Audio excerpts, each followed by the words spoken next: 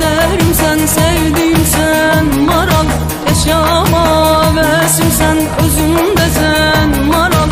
Ölürsem sebebim sen, tek derdim sen maral. Gündüzüm gecemde sen, sözümde sen maral. Sen gittin yıllar oldu, gelmedin maral. Gözüme yaşlar dolu, silmedin maral. Dağlara kar mı yağdı, yar seni eller aldı. Bitti sabrım kalmadı, neredesin maral? Ey maral maral maral, neredesin maral? Ey maral maral maral, neredesin maral?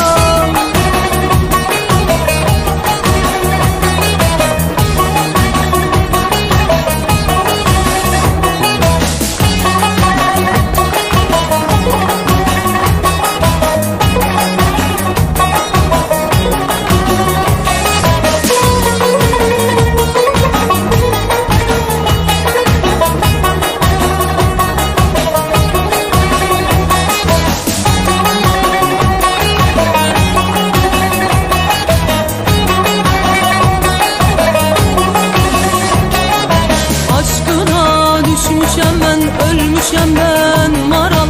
Ataşlara düşmüşem, küllenmişem maral.